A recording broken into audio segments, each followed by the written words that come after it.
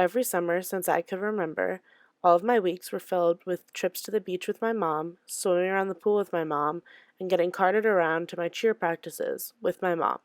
If you couldn't tell, one part stayed constant: my mom's overwhelming support and involvement in my life.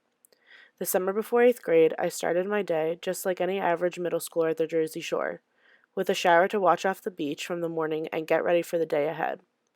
As I was lathering my shampoo, I heard my phone buzz on the bathroom counter. My mother's contact name lit up in my phone, but I let it go to voicemail because I was in the shower. 1 hour later, I call my mom to see what she needed, and it went to message. 2 hours after that, I get a call from my dad. Allie, he says, Mom has been in an accident. The neighbors are going to pick you up and drive you to the hospital. Go get your sister upstairs. Nothing's that bad. It's going to be okay. Although he tried to reassure me, I knew it wasn't good. I knew this wasn't a fender bender. Getting to the hospital, I remained optimistic until I entered the room. All the blood felt like a rush to my face, and my world had stopped. There my mom was, my best friend, laying there, with a tube down her throat, eyes closed, body frozen. The room was so silent I couldn't help but let out a wail. What is happening? What's wrong? Why isn't she awake?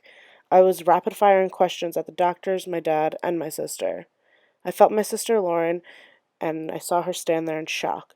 I fell to my knees, assuming the worst, that my mom was not going to make it. She is paralyzed on the left side of her body, the doctor said. She can't control the right side well, and her brain is severely concussed. The doctor continued rattling off medical terms as I stood there in the intensive care wing, but I was in a daze of confusion. When I asked my dad what happened, he told me a car went straight into her perpendicular, going 45 miles per hour. I could see my sister Lauren pulling farther and farther away from the situation. She would not talk about it and would not comfort me when the stress became too much. Lauren tried to resume her normal life by going to soccer practices, having sleepovers, but that was too much for me. I just couldn't leave my mother's side. As days turned into weeks and weeks turned into a month, I felt my friends slipping away and my patience running thin with the doctors. My 14-year-old self just didn't understand how my mom's only progress was her speech.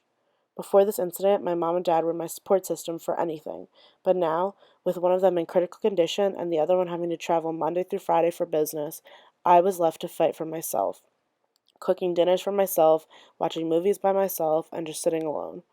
After a month and a half, I was so swept up in the drama of moving my mom to rehab and visiting her that I let the impending school year slip from my mind. Allie, doesn't school start in a week? My dad asked one weekend. No, no way. I definitely have at least 3 more weeks. But there he showed me I was proven wrong when he brought out the calendar. Suddenly, even more tasks were put on my plate. I needed to start my summer reading, go school shopping, get a backpack, and go to meet the teacher's night, and so much more, while still spending day and night at rehab with my mom.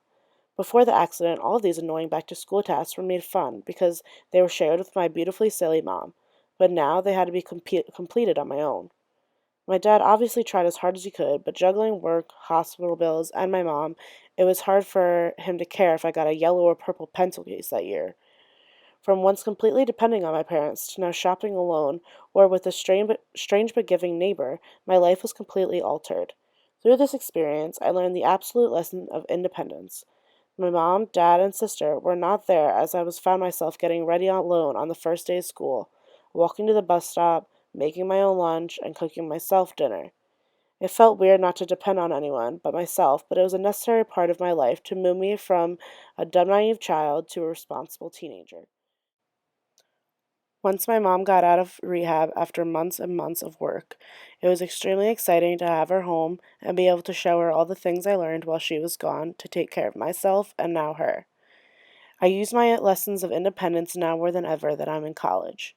This is something I've learned through this experience, and I'm grateful for it.